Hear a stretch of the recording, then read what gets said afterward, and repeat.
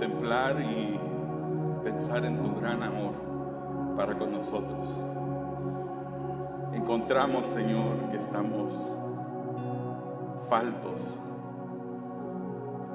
que no te amamos lo suficiente,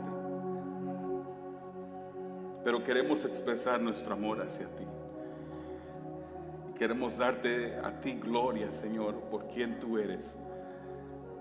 Señor, nos has rescatado, nos has librado, Señor, de la oscuridad y nos has traído a tu luz.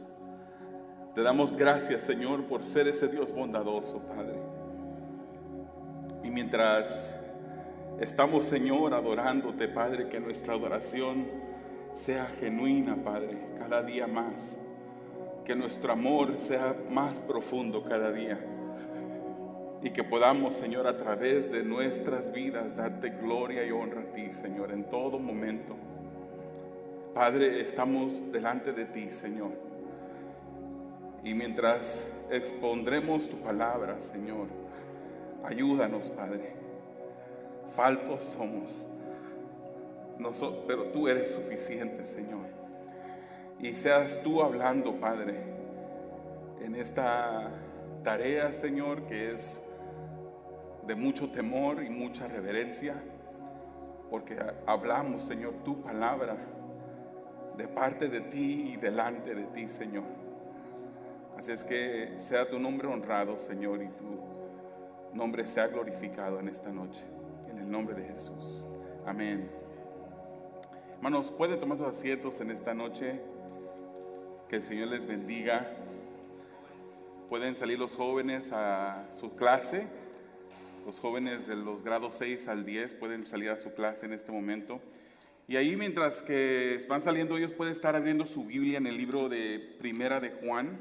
Hoy comenzamos un nuevo libro, Primera de Juan, capítulo 1. Y vamos a estar, primero, antes de entrar en lo que es el texto de este capítulo 1 de Primera de Juan, vamos a estar dando un repaso breve de lo que hay en este libro, el contenido, el contexto histórico de este libro. Y pues Primera de Juan, hermanos, para ya comenzar, es una carta que fue escrita por una persona que no se identifica dentro del Evangelio. Esta persona, al igual que en Hebreos, Hebreos y Primera de Juan son dos libros que tienen la misma característica, donde no se identifica el autor por sí solo y dice yo Pablo o Pedro, apóstol de Jesucristo, sino que simplemente escribe. Pero la autoría se le ha atribuido a este Juan, el discípulo amado de Jesús desde el comienzo de la era cristiana, desde el comienzo de la iglesia, fue atribuido a este Juan, que es conocido como ese hijo de Salomé, el discípulo que Jesucristo amaba, el que él describe como recostarse en el pecho de su maestro. ¿Y cuáles son las evidencias? Bueno, se le ha atribuido a la autoría a Juan. Y vemos otras evidencias también. Por ejemplo, hay muchas similitudes entre Primera de Juan, esta epístola, y también el Evangelio que lleva el mismo nombre, el Evangelio de Juan, el cuarto Evangelio. Hay similitudes en temas, hay similitudes en estilos gramaticales, también hay similitudes en palabras y frases comunes que usted va a estar repasando en este capítulo, ya desde este capítulo, y usted va a decir, eso me recuerda al Evangelio de Juan, eso lo he leído yo también en el Evangelio de Juan. El autor afirma que ha sido testigo de los acontecimientos de Cristo, y el autor también era un apóstol por el conocimiento. Se cree que era un apóstol por el conocimiento íntimo que él revela a través de este pasaje sobre los 12, sobre Jesús. La evidencia externa histórica es contundente. Clemente de Roma atribuía este libro a Juan, Clemente de Alejandría, Tertuliano, Justino Mártir, Policarpo, Papías e Ireneo. Y es interesante y es notable que Ireneo haya sido uno de los que atribuían este libro al apóstol Juan, porque él mismo fue discípulo de Policarpo. Y Policarpo fue discípulo de Juan. O sea, es que había una cadena ahí de conexión en esa atribución. Orígenes también, Dionisio de Alejandría, Cipriano de Cartago, y la lista sigue. Muchos padres de la iglesia cristiana atribuyeron este libro a ese amado apóstol Juan. ¿Cuál fue la fecha en que se escribió? De acuerdo con la tradición, ya Juan para este entonces vivía en la ciudad de Éfeso, la capital de la provincia de Asia.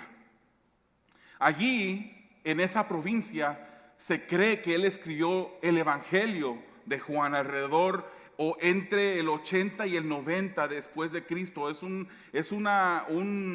segmento de tiempo bastante amplio, pero no se sabe exactamente en qué año se escribió el Evangelio.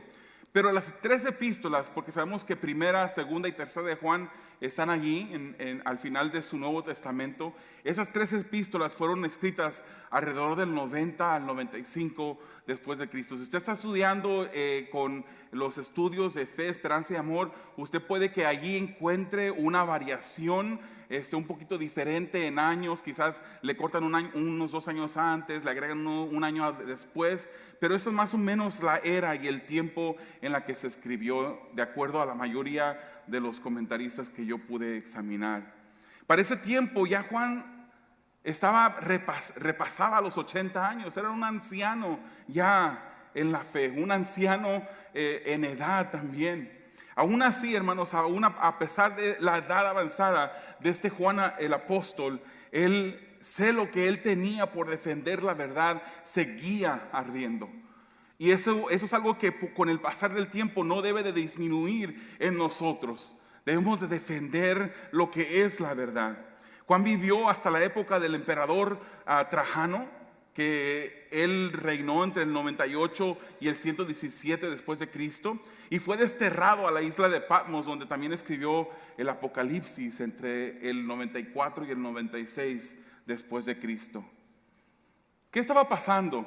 Y es importante ver qué es lo que estaba pasando en este tiempo en que fue escrito este libro, porque eso nos brinda luz y entendimiento de por qué es que Juan escribe las cosas que escribe en este capítulo y en este libro y en los libros siguientes. El sincretismo era muy común para este entonces. ¿Qué es el sincretismo? El sincretismo es una mezcla de cristianismo, una religión y otra religión. Filosofías quizás mezcladas con la religión, creencias que no son cristianas mezcladas con el cristianismo. Es una mezcla, esto es lo que es sincretismo, y era muy común en aquellos días. Dentro de Asia se movían muchas ideas, muchas filosofías y religiones, y se adoraba al emperador romano, como también a innumerables dioses falsos, ídolos en aquel entonces. Esto, hermanos, presentaba una amenaza para la iglesia, porque muchas veces hemos visto y lo vemos aún en el día de hoy, cómo la cultura fuertemente afecta y trae influencia dentro de la iglesia. Esto presentaba una amenaza para la iglesia. Internamente, pues habían falsos maestros, lobos vestidos de ovejas, que dentro de la iglesia trataban de desviar a las ovejas tras un camino que no era de acuerdo a la palabra del Señor. Externamente, ya lo dije, la cultura ejercía una cierta influencia sobre la iglesia. Y esto lo vemos muy claramente en las 7 iglesias, los mensajes de las 7 iglesias que el mismo Juan escribe en Apocalipsis. A partir del capítulo 2, vemos ahí cómo estas 7 iglesias, 2 de ellas recibieron elogios, pero 5 fueron reprendidas. Y no fueron reprendidas por cualquier cosa, sino por, en algunas ocasiones, dejar que ciertas doctrinas entraran o que se practicara cosas que no agradaban a Dios. Entonces, estas cosas que estaban pasando en la cultura estaban haciendo efecto, estaban influenciando a la iglesia. Y es por eso que Juan escribe esta carta. porque quería mandarles, afirmarles en su fe, avisarles de esos lobos, de esas herejías, de esas doctrinas que se enseñaban en esa área. Una de esas, yo creo que la más famosa en ese tiempo era el gnosticismo. El gnosticismo, y tiene la palabra gnosis, que quiere decir conocimiento. Ellos creían que para poder alcanzar la salvación se necesitaba crecer en conocimiento, que a través del conocimiento ellos iban a alcanzar esa salvación. Ellos también creían que la materia o la carne era algo malo y que el espíritu era algo bueno. Ellos decían, no puede haber conexión entre el espíritu y la carne, porque ¿cómo puede mezclarse algo que es bueno con algo que no lo es? Y vamos a ver cómo eso está abarcado dentro o abordado dentro de este capítulo más adelante.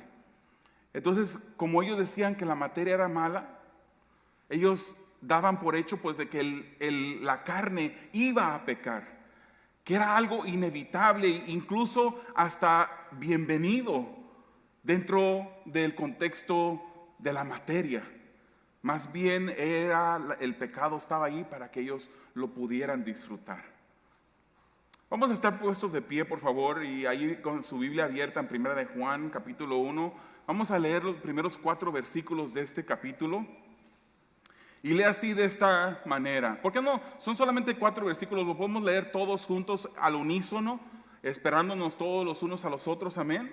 Dice, lo que era desde el principio, lo que hemos oído, lo que hemos visto con nuestros ojos, lo que hemos contemplado y palparon nuestras manos tocante al verbo de vida. Porque la vida fue manifestada y la hemos visto y testificamos y os anunciamos la vida eterna, la cual estaba con el Padre y se nos manifestó. Lo que hemos visto y oído, eso os anunciamos, para que también vosotros tengáis comunión con nosotros. Y nuestra comunión verdaderamente es con el Padre y con su Hijo Jesucristo. Estas cosas os escribimos para que vuestro gozo sea cumplido. Pueden tomar sus asientos. Muchas gracias. En esta noche quisiera compartir con ustedes este mensaje titulado Pruebas de una comunión con Dios. Pruebas de la comunión con Dios. Hermanos, el mundo corporativo de empresas, cuando una persona se dispone a aplicar para un trabajo, esta persona en su aplicación da a revelar las cosas que lo califican a esta persona para poder desempeñar cierto trabajo. Pero no es suficiente solamente llenar una aplicación y entregarla, sino que al entregar esta aplicación y al ser considerado para una posición, siempre te van a pedir documentos, te van a pedir que compruebes las cosas que ya has anotado dentro de esa aplicación. Por ejemplo, te van a pedir que compruebes tu identidad, enseñando tu licencia, un pasaporte, algún documento oficial que diga que tú eres quien dices que eres. También puede que, y eso sería hasta lo más fácil. De hecho, ahorita a cada uno de ustedes me imagino que cargan una licencia, cargan una identidad que muestra que usted se llama como dice usted que se llama. Eso es fácil de comprobar. También puede que se le pida si la posición a la que está aplicando requiere de una cierta educación universitaria, se le va a pedir un diploma. Si requiere de un posgrado, un diploma de posgrado que diga que usted cursó cierto estudio y fue calificado para recibir ese diploma, o transcripciones oficiales que confirman que usted completó los requisitos necesarios para que la universidad le otorgara a usted ese grado. La práctica, sin embargo, después ya de haber comprobado quién es usted, después de haber mostrado que usted tiene la educación que usted dijo en la aplicación que tenía, se le ofrece el trabajo, usted empieza a trabajar, y en la práctica del trabajo es donde se puede mostrar si en verdad usted es la persona que dijo que era. que usted tiene cierta experiencia, dijo usted en la aplicación, y esa experiencia se va a revelar y se va a manifestar dentro del curso de su trabajo. Esos conocimientos que usted adquirió en la universidad se van a revelar dentro de la práctica de este trabajo. Y usted va a poder confirmar si la persona que usted contrató tiene las habilidades que dijo. Aquí es donde algunas personas son descubiertas.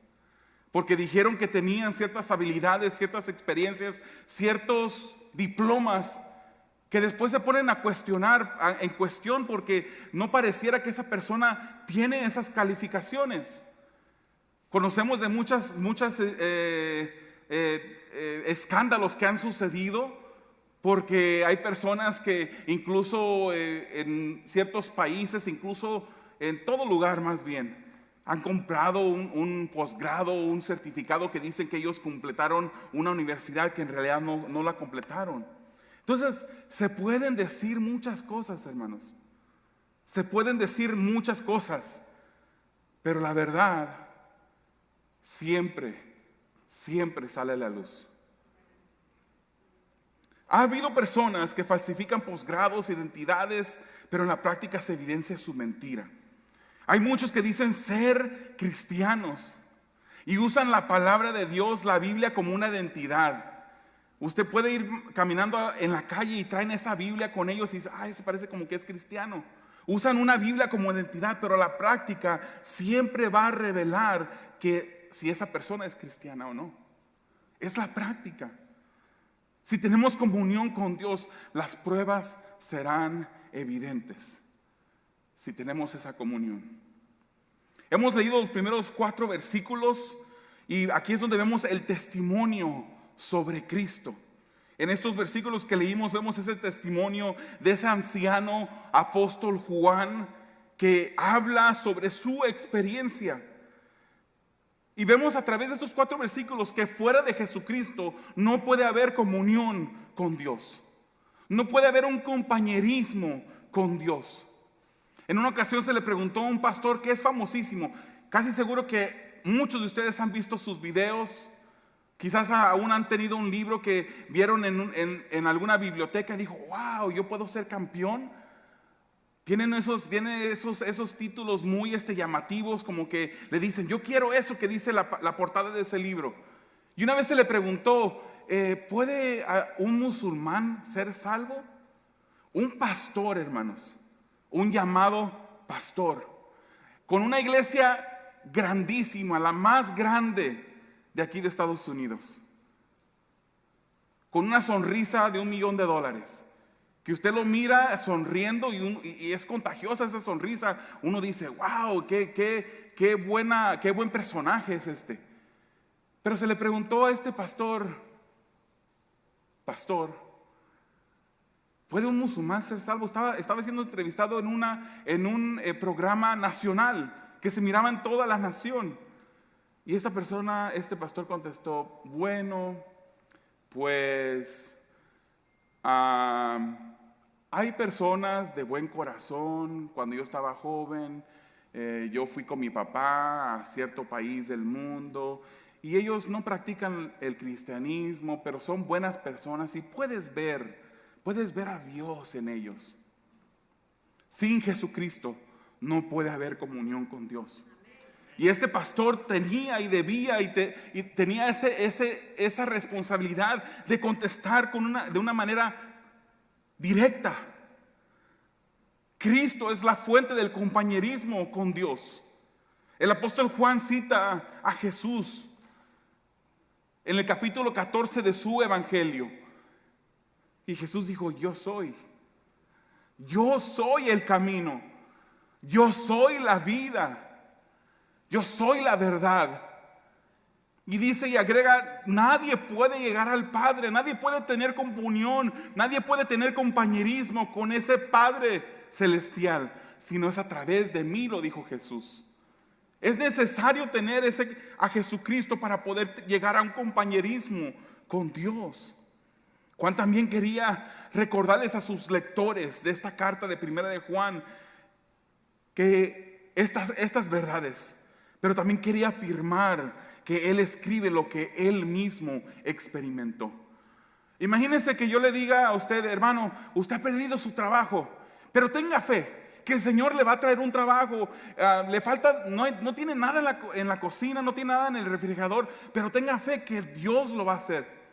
Mientras que yo no he pasado por esa experiencia. Yo nunca he perdido un trabajo, digamos. Yo nunca he pasado por necesidad. Puedo yo decirle, basado en la palabra, una verdad. Pero esto no es lo que está haciendo Juan. Juan está hablando de su experiencia. Lo que él vivió le quiere compartir, quiere afirmar a sus lectores de estas iglesias, basado en lo que él experimentó. Al igual que el Evangelio de Juan, esta carta comienza de manera similar, haciendo hincapié en la existencia de Jesús desde el principio. Juan 1:1, ¿qué nos dice? El Evangelio de Juan, no primera de Juan. Estamos hablando del Evangelio, que es el cuarto libro del Nuevo Testamento, versus la epístola primera de Juan.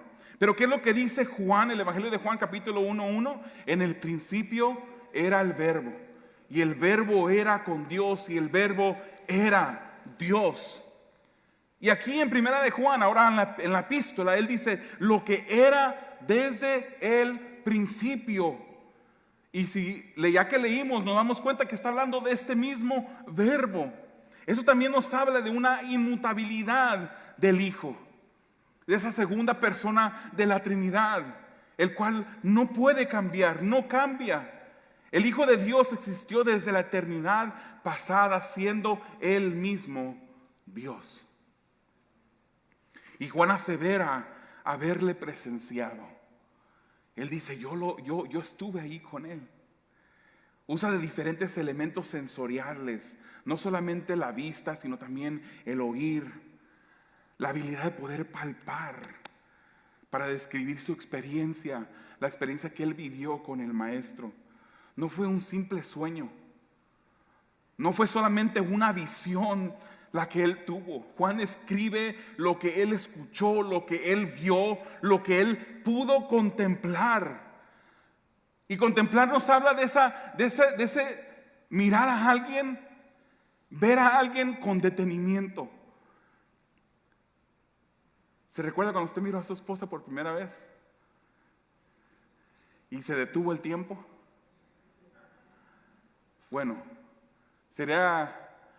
no sería justo comparar a su esposa con Jesús, pero para que más o menos entienda un poquito, él pudo contemplar al Maestro, pudo fijar detenidamente en ese momento cuando él enseñaba y se detenía el tiempo. Eso fue lo que Juan escribe aquí. Y no solamente lo pudo contemplar, sino que Juan dice lo que palparon, lo que yo pude palpar, lo que tocó mis manos físicas. Aquel es de quien yo doy testimonio, el Verbo que también describe en su Evangelio. Qué maravillosa experiencia, hermanos, habrá sido eso, poder caminar con el Señor. Y de repente pasar peligro con Él, que venían a arrestarlo, y usted decir, ¿qué hago aquí? ¿Corro? ¿Me quedo? Poder escuchar de sus labios la sabiduría divina, poder ver el amor con que Él miraba a las ovejas perdidas de Jerusalén, poder experimentar cómo Él era duro con aquellos religiosos que pervertían al pueblo. Qué privilegio extraordinario para Juan. Y ahora él comparte esta experiencia con sus lectores. Este Verbo de vida, habiendo estado con el Padre, dice él, se manifestó a la humanidad. Y Juan y muchos, dice, porque se nos ha manifestado, de eso testificamos. Él usa ahí plurales, palabras en el plural. Juan y muchos otros testificaron de él la vida eterna. Hermanos, hablar de Jesús es hablar de la vida eterna. Y si tenemos a Jesús, es hablar de esa vida eterna como una posesión, una seguridad que tenemos en nosotros. Juan capítulo 10, versículo 28 al 30 nos dice: y yo les doy vida eterna, y no perecerán jamás, ni nadie las arrebatará de mi mano. Mi Padre que me las dio es mayor que todos, y nadie las puede arrebatar de la mano de mi Padre. Yo y el Padre uno somos. Es esa seguridad. Si usted tiene a Jesús, usted tiene una seguridad. ¿Y quién puede ir contra el Padre? ¿Quién puede ir contra Dios? ¿Quién puede hacer algo que Dios no va a hacer? Nadie las puede arrebatar, dice aquí, de mi mano, dijo Jesús. Tenemos esa confianza, esa seguridad.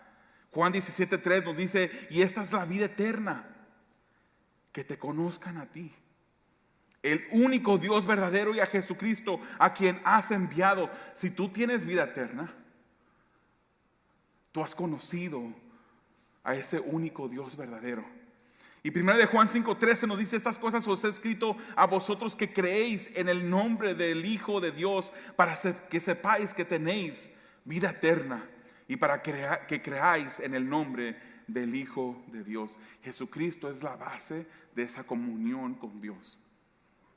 Es por eso que decimos y lo repetimos una y otra vez: no puede haber compañerismo con Dios si Jesucristo no te ha cambiado, si no has puesto tu fe en Jesús. No que conozcas que hubo un Jesús, no que tengas un simple conocimiento de ese Jesús que un día caminó por esta tierra. Eso no es suficiente. Debe de haber una fe genuina, una fe salvadora en el Hijo de Dios, que Él vino a este mundo, se entregó en una cruz del Calvario. Antes de eso vivió una vida perfecta y murió no teniendo culpa, y también resucitó. Y que al resucitar el Señor Jesús, su justicia fue imputada en nosotros. Su perfección, su justicia se nos fue dada, no porque seamos perfectos ahorita, no porque no sigamos pecando, pero su justicia fue imputada en nosotros, fue dada a nuestro crédito. Y nuestra pecaminosidad fue imputada en el Hijo de Dios. Hubo un intercambio ahí. No puede haber comunión con Dios si no hay una fe salvadora sobre Jesús. El versículo 3 de este mismo capítulo nos dice que nos ha escrito esto para que tengamos comunión con Él y con los que como Él creen. Aquí está hablando Juan. Y nos menciona al Padre y a su Hijo Jesucristo como la verdadera base de esta comunión. ¿Qué es comunión con Dios? Ahí se usa la palabra koinonía. Y eso es algo que antes de llegar yo a Cosecha, yo no conocía esta palabra. De repente dicen: vamos a tener koinonía este próximo reunión. Y yo decía: ¿koino qué? ¿Qué es eso? Pues en los estudios pequeños nosotros usamos esa koinonía como para decir: va a haber un compañerismo, y es el momento cuando nosotros compartimos comida. Eso es lo que la palabra que está usando Juan, koinonía. No puede haber koinonía con Dios si no es a través del Hijo. Estar en comunión o en koinonía con Dios significa más que una simple asociación. Es más que eso. Estar en comunión con Dios es tener vida, amor y espíritu en común con Dios. En común con Dios. Esto es reconfortante.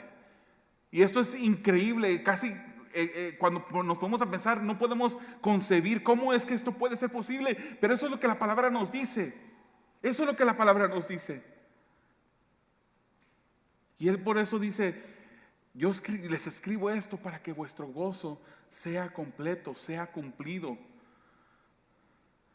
Hermanos, ¿por qué es que está usando diferentes elementos sensoriales Juan? ¿Por qué es que está hablando del hablar, del oído, de poder palpar, de contemplar? ¿Por qué es que está hablando de esto? ¿Recuerda la herejía que estaba muy candente en ese tiempo?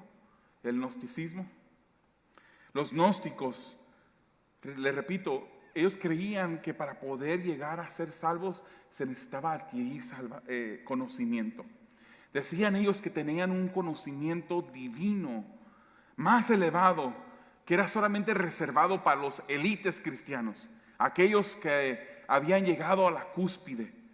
Enseñaban de nuevo que la materia era mala y el espíritu era bueno. Entonces, ya que la materia era mala y la carne es materia, es de esperarse que peque, y por eso daban rienda suelta a la carne en su pecado. Para los gnósticos era imposible que el Hijo de Dios tomara una forma humana o terrenal, porque ellos decían, eso es materia, no puede Dios habitar dentro de la materia que es mala. El Hijo de Dios no había venido en carne, sino que era un espíritu que solo aparentaba tener cuerpo humano, decían los gnósticos. Solamente aparentaba. Cuando Él estuvo ahí en la cruz, esa fue una apariencia de un cuerpo físico, pero en realidad Él no estaba ahí. O sea, no era un cuerpo físico el que pasó por ese sufrimiento.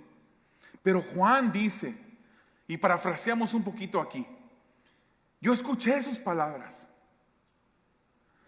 yo escuché sus sermones, yo lo miré con mis ojos físicos, contemplé las realidades asombrosas cuando mostraba poder para sanar,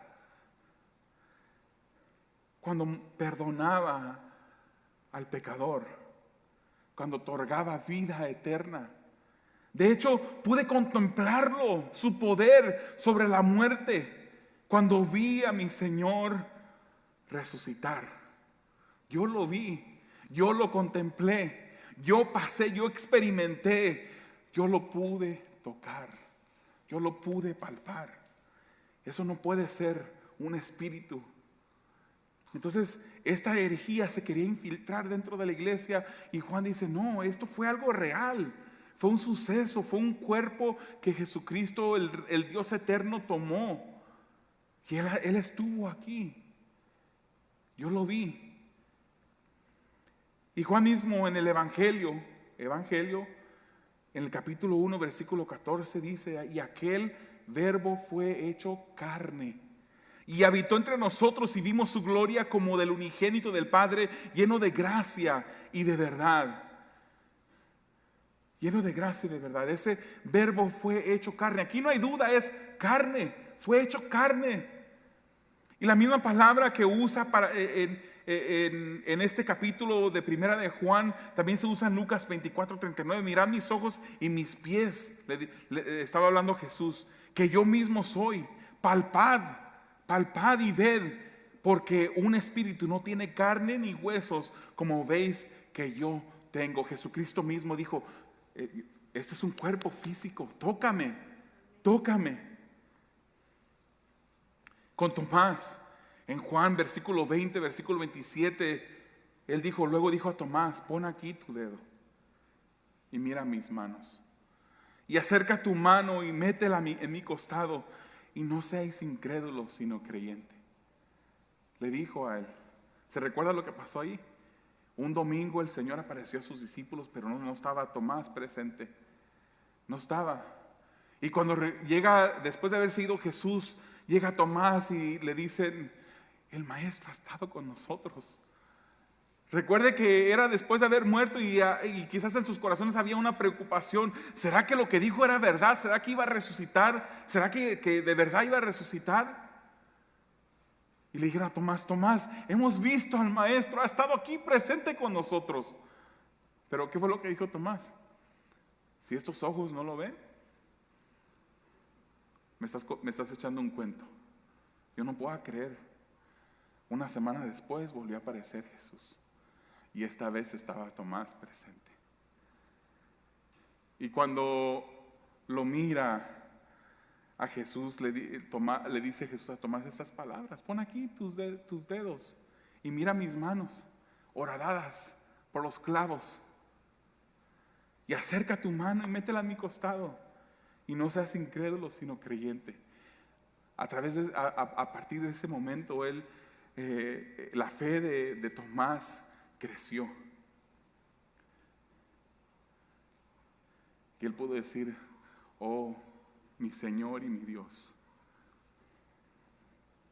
Al venir al mundo, su vida, su muerte y su resurrección hace nuestro gozo completo, hermanos.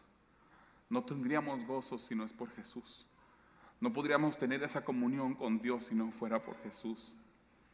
En los versículos 5 al 10, el apóstol Juan nos habla sobre la evidencia del pecado. La evidencia del pecado. En 1 de Juan, capítulo 1, versículos 5 al 10, quisiera leerlo rapidito. Dice, este es el mensaje que hemos oído de Él y os anunciamos. Dios es luz y no hay ningunas tinieblas en Él. Si decimos que tenemos comunión con Él y andamos en tinieblas, mentimos y no practicamos la verdad. Pero si andamos en luz como Él está en luz, tenemos comunión unos con otros. Y la sangre de Jesucristo, su Hijo, nos limpia de todo pecado. Si decimos que no tenemos pecado, nos engañamos a nosotros mismos y la verdad no está en nosotros. Si confesamos nuestros pecados, Él es fiel y justo para perdonar nuestros pecados y limpiarnos de toda maldad. Y dice el versículo 10, si decimos que no hemos pecado, le hacemos a Él ¿qué? Mentiroso. Y su palabra no está en nosotros. La evidencia del pecado. Juan desea que sus lectores tengan comunión. Ya hemos dicho eso. Habla de esa comunión, una unión genuina con el Padre y el Hijo. Pero ahora Él pasa a decirnos cómo es que podemos confirmar, comprobar que tenemos esa comunión con el Padre. El apóstol Juan nos va a dar un examen. ¿Están listos para un examen? El día de ayer y antier les decíamos al grupo pequeño, hoy vamos a tener un examen. Pensaban que los hermanos venían a disfrutar de la comida nada más porque era coinonía esta última semana. Y les dijimos, vamos a tener un examen. Y algunos se pusieron un poquito nerviosos, pero no fue algo para temer. Pero ahorita el apóstol Juan nos va a presentar un examen a nosotros. Y mientras que estemos viendo este examen, cursando este examen, pídale al Espíritu Santo que le revele en su corazón cuál es la respuesta a estas preguntas. Primero, antes de ese examen, el apóstol Juan nos dice que Dios es luz y que no puede haber tinieblas en Dios. Las tinieblas y la luz son opuestas. Cuando la luz llega, las tinieblas se van. No puede haber en un lugar tinieblas y luz. Juan 8:12 nos dice otra vez Jesús les habló diciendo, yo soy la luz del mundo. El que me sigue no andará en tinieblas, sino que tendrá la luz de la vida. Eso fue algo que Juan tenía que establecer primero porque todo el examen se basa en eso, en esa luz, en esa verdad, en esa comunión con Dios. Y en el examen, Juan hace tres declaraciones que si son verdad para algunos de ustedes, nos van a confirmar que no son hijos de Dios. Y él también hace dos declaraciones que si son verdad, afirmarán que en verdad usted es hijo de Dios. Entonces, tres declaraciones que si usted contesta en una manera afirmativa a ellas, usted va a reprobar el examen. Pero dos declaraciones que si usted contesta afirmativamente a ellas, usted va a decir, entonces sí soy hijo de Dios. Sí soy hijo de Dios. Veamos, dice el apóstol en estos versículos que leímos, no somos hijos de Dios, sí, si decimos que tenemos comunión con Dios y andamos en tinieblas. No somos hijos de Dios si solamente actuamos como que tenemos comunión con Dios, pero en realidad andamos en tinieblas. Si esa es la situación, entonces mentimos y no practicamos la verdad. Un segundo punto. Si decimos que no tenemos pecado, nos engañamos a nosotros mismos. Y de nuevo la verdad no está en nosotros. Si decimos que no tenemos pecado, que ya no pecamos, que Jesucristo ya nos salvó y el pecado quedó atrás, ignoramos el pecado, entonces nos dice aquí que estamos mintiendo, nos engañamos a nosotros mismos. Y eso puede ser incluso el peor que engañar a otra persona, engañarse a uno mismo. Si decimos el número 3, que no hemos pecado, le hacemos a Él mentiroso, y la palabra, la cual es verdad, no está en nosotros. Esas son las 3 cosas que el apóstol Juan nos presenta, que para describir a una persona que dice ser, que dice tener comunión con Dios, pero en realidad no tiene esa comunión con Dios. Esa persona que dice que no peca, que no tiene pecado. Y esas personas que dicen, nunca he pecado. Hermanos, los fariseos en el tiempo de Jesucristo se pensaban en esta categoría. Ellos eran religiosos.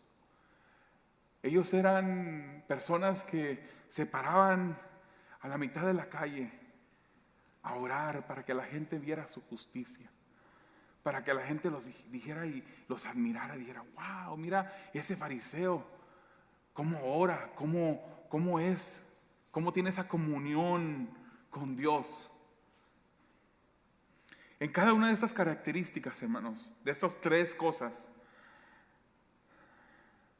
vemos esto, que hay un elemento recurrente, una ausencia de la verdad. La ausencia de la verdad mantiene a las personas en tinieblas. Es por eso que el evangelio es verdad y el evangelio debe ser proclamado, debe ser predicado, para que la gente conozca la verdad. La ausencia de verdad mantiene en tinieblas, mantiene a las personas ignorando, mantiene a las personas con ese propósito tras el pecado. Mantiene a las personas a estar engañados, mantenerse engañados y decir que no tienen pecado, y de paso difaman a Dios. Vuelvo a decir, los fariseos estudiaban diligentemente la ley. Ellos pensaban que porque ellos leían la ley, la memorizaban, ya podían ser salvos. Ellos pensaban que porque la enseñaban, ya podían ser salvos. Ellos pensaban que porque, como dice Romanos capítulo 2, que porque ellos eran maestros de los más pequeños, ya eran salvos. Pensaban que simplemente porque eran judíos eran salvos. Ellos estudiaban diligentemente la ley de Dios. Quizás nos pondrían en vergüenza a muchos de nosotros en el punto de estudiar la palabra o memorizarla. Pero ellos estudiaban tanto, y qué triste que no pudieron ver a Jesús en las Escrituras. No pudieron ver a Jesús. Juan 5, 39 al 40, Jesucristo les decía, examináis las Escrituras porque vosotros pensáis que en ellas tenéis vida eterna, y ellas son las que dan testimonio de mí, y no queréis venir a mí para que tengáis vida. Ahí estoy yo, decía Jesús. En las Escrituras que tanto tú estudias, ahí estoy yo, pero no has reconocido que yo estoy allí. Jesús es el camino, hermanos, es la verdad y la vida. No se puede tener comunión con Dios si no se conoce la verdad, que es al Hijo de Dios. ¿Qué nos dice Juan 8:38? Y conoceréis la verdad, y la verdad os hará libres. ¿Qué nos dice Juan 3:19 al 21? Y esta es la condenación, que la luz vino al mundo, y los hombres amaron más las tinieblas que la luz, porque sus obras eran malas. Porque todo aquel que hace lo malo aborrece la luz y no viene a la luz, para que sus obras no sean reprendidas. Mas el que practica la verdad viene a la luz, para que sea manifiesto que sus obras son hechas en Dios. Esa es la condenación, en que los hombres amaron más las tinieblas que a la luz. Optaron por decidir, su pecaminosidad los condujo tras el pecado.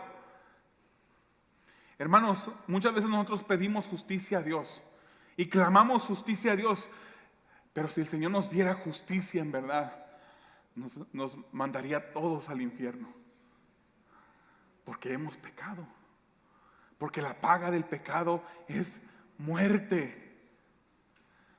Pero lo bueno es que las Escrituras nos enseñan que la dádiva de Dios, el regalo de Dios fue ese Hijo que nos dio esa vida eterna. Esa vida eterna. Y ese Jesucristo, ese Hijo de Dios, satisfizo la justicia divina. La justicia que nos demandaba que nosotros pagáramos el precio por nuestro pecado. Es por eso que es necesario tener fe en Jesús. Es por eso que es necesario venir a Él, pedirle a Él que nos perdone, a poner nuestra fe en Él, arrepentirnos delante de Él. Y vemos a este Juan, hermanos, un defensor apasionado por la verdad, que se oponía también al error. En Juan 1, segunda de Juan 1, versículos 7 y también versículos 9 y 10 dice: porque muchos engañadores han salido por el mundo, que no confiesan que Jesucristo ha venido en carne. Quien esto hace es el engañador y el anticristo. Y el versículo 9 dice: cualquiera que se extravía y no persevera en la doctrina de Cristo, no tiene a Dios. El que persevera en la doctrina de Cristo, ese tiene al Padre y al Hijo. Si alguno viene a vosotros y no trae esta doctrina, no lo recibáis en casa, ni le digáis bienvenido. En aquel tiempo habían predicadores itinerantes. No está hablando aquí que si un testigo de Jehová toca su puerta, que usted no le reciba para platicar, para que usted lo evangelice. En aquel tiempo habían predicadores itinerantes, y esos predicadores a veces necesitaban de un lugar donde pasar la noche y poder comer. Pero Juan decía: si ese trae una doctrina de error, ni le recibas, no le des lugar en tu casa, no le permitas quedarse allí, no le des la bienvenida a tu casa. Muchos engañadores han salido a través del mundo que no confiesan que Jesucristo ha venido en carne. Esos eran los gnósticos. Uno de ellos. El gnóstico miraba el pecado como algo natural. Simplemente no era malo ni pecaminoso. Hacían de Jesús un mentiroso y se engañaban a sí mismos. Qué triste sería que las personas que se dicen ser cristianas se estén engañando a sí mismos. El cristiano verdadero pecamos. Pero el apóstol Juan también hace una distinción muy clara entre el hecho que pecamos, pero no practicamos el pecado. No vivimos en una condición permanente de pecado. ¿Y qué es lo que pasa cuando un cristiano peca, hermanos? Se siente mal, se duele. Hay un dolor profundo dentro de su corazón por haberle fallado a Dios. Y le pide perdón a Dios. Y le pide ayuda al Espíritu Santo. Y pone de su parte leyendo la palabra y orando cada día para que su santificación siga progresando a través de esa lectura, hasta que Cristo sea formado en ellos. Eso es lo que hace un cristiano. El cristiano peca y no ignora ni niega esta realidad. Es convencido por el espíritu de pecado y se rinde ante Dios y suplica perdón. Ahora, ¿cuáles son las dos características que el apóstol Juan hace en su examen para aquellos que sí son hijos de Dios? Dice: si andamos en luz, como Dios es luz, como Dios vive en luz, tenemos unión genuina los unos con los otros, o sea, nos une un mismo espíritu y su sangre nos limpia. Si tenemos comunión con el Padre, tenemos comunión con sus hijos también. Deseamos esa comunión con sus hijos. Buscamos esa comunión. Número 2, si confesamos nuestros pecados, Él es fiel y justo para perdonarnos y limpiarnos de toda maldad. El verdadero creyente tendrá una creencia correcta de la naturaleza de Dios, de quién es Él, que Él es luz, que Él es amor. Más adelante dice el apóstol Juan en esta misma carta: los hijos de Dios pueden encontrar seguridad del perdón por sus pecados. No niegan que son pecadores, sino reconocen su necesidad de perdón. Y cada día son humillados más y más y más al ver cómo esta carne les ataca. Y nos encontramos más insuficientes y en más necesidad de Dios. cada vez que caminamos con Él. Dice un pastor llamado John MacArthur, hoy en día el mundo trata de alejarse del concepto del pecado. Dicen cometer fracasos o errores y toman una mentalidad de víctima. Piensan que son básicamente buenos. ¿No has escuchado eso? El ser humano es básicamente bueno, pero no es como la palabra nos describe. La palabra nos describe que somos personas malas. Dice el pastor, piensan que son básicamente buenos y que su maldad es solo una preferencia, pues sostienen que la verdad es subjetiva, en vez de aceptar que su corazón está corrompido. Se refugian tras enfermedades que tratan de aliviar con diferentes cosas que no son la palabra de Dios. El pueblo quiere vivir como quiera, y quiere ofrecer un servicio que no agrada a Dios, el que es no cristiano, que se dice ser cristiano pero que no lo es. Se está olvidando el concepto de presentar a Dios nuestros cuerpos en sacrificio vivo, santo, agradable delante de Dios, que es nuestro culto racional, nos dice Romanos capítulo 12. Se nos ha olvidado eso, que tenemos que ofrecer un sacrificio santo a Dios. La palabra nos manda a ser santos como Él es santo. Nos dice seguir la paz y la santidad sin la cual nadie verá al Señor. Tenemos que ofrecer ese sacrificio santo, pero se nos ha olvidado. Empezamos a conformarnos a este siglo. Y como el gnosticismo entraba a la iglesia en aquel entonces, ahora la cultura está entrando a la iglesia. Y nos adecuamos nuestros pensamientos a las acciones y al estilo del mundo. Hermanos, esto es una acción que Dios condena severamente. Y vemos ejemplos de ello. Por ejemplo, Malaquías capítulo 1. Les dijo Dios al pueblo: el hijo honra al padre y el siervo a su señor. Si pues soy yo padre, ¿dónde está mi honra? Y si soy señor, ¿dónde está mi temor? Dice Jehová de los ejércitos a vosotros, oh sacerdotes, que menospreciáis mi nombre y decís: ¿en qué hemos menospreciado tu nombre? ¿En qué ofrecéis sobre mi altar pan inmundo? Y dijisteis: ¿en qué te hemos deshonrado? En que pensáis que la mesa de Jehová es despreciable. Y cuando ofrecéis el animal ciego para el sacrificio, ¿no es malo? Asimismo, cuando ofrecéis el cojo o el enfermo, ¿no es malo? Preséntalo pues a tu príncipe. ¿Acaso se agradará a ti? ¿O le serás acepto?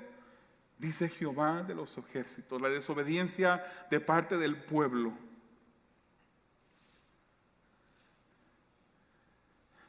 ofende a Dios.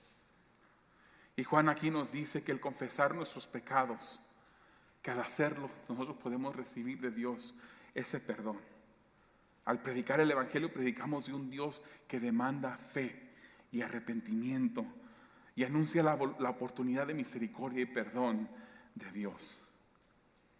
¿Hay evidencia en tu vida que eres hijo de Dios? No estamos hablando de perfección, hermanos. Les voy a invitar que cierren sus ojos, inclinen su rostro. Piensen en estas preguntas, hermanos. Son preguntas para confrontar nuestras vidas, nuestro corazón delante de Dios. ¿Hay evidencia, hermanos, de que somos sus hijos? ¿Hay evidencia de que tenemos esa comunión con Dios? ¿Andamos en luz, confesando nuestros pecados? ¿Hemos dejado lo mejor? ¿Hemos dado a Dios lo mejor? O a lo mejor te encuentras negando la verdad, ignorando intencionalmente ese pecado que asedia tu vida. Te engañas a ti mismo al pensar que estás bien, aun cuando estás pecando. ¿Tienes comunión con Dios por medio de Jesucristo? Juan 20:29 nos dice, Jesús les dijo, porque me has visto, Tomás, creíste. Bienaventurados los que no vieron y creyeron. Si tú has puesto tu fe en Jesús, tú nunca le viste. Tú nunca le palpaste, nunca lo pudiste contemplar, nunca pudiste escuchar de sus labios. Pero el Señor Jesús dice que tú eres bienaventurado porque no viéndolo, creíste en Él. Y para ti, querido amigo que no eres cristiano, yo tengo unas preguntas también para ti. Tú que dices que conoces a Dios y que sabes que hay un Dios, pero que no has puesto tu fe, no has rendido tu vida delante de Dios. Quiero que sepas que Dios es un Dios que es justo y santo. Y su justicia demanda el pago de muerte por el pecado. La mala noticia es que todos somos pecadores y merecemos la muerte, merecemos el infierno. De acuerdo a Romanos 3:23, la paga del pecado es muerte.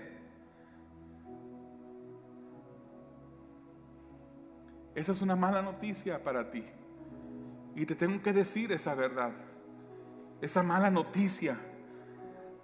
Porque si tú fueras un enfermo, ¿cómo aceptarías la medicina si no supieras que necesitas esa medicina? Pero la buena noticia es que para satisfacer la demanda de justicia de Dios, Él envió a su Hijo a morir en el lugar que todos nosotros deberíamos de haber muerto. Y si tú depositas tu fe en Jesús y le pides perdón, te arrepientes genuinamente delante de Él, puedes ser salvo, recibir de Dios esa salvación, humillándote en este momento delante de Él, pedirle misericordia. Y si lo haces con fe, Él perdonará tus pecados y te otorgará esa vida que nadie te podrá arrebatar. Si tú sientes esa convicción del Espíritu, en este momento clama al Señor y dile: amado Dios, reconozco que yo soy un pecador, reconozco que te he ofendido y vengo delante de ti pidiéndote perdón. Te necesito, perdóname, cámbiame, usa mi vida para tu gloria. Te lo pido en el nombre de Jesús.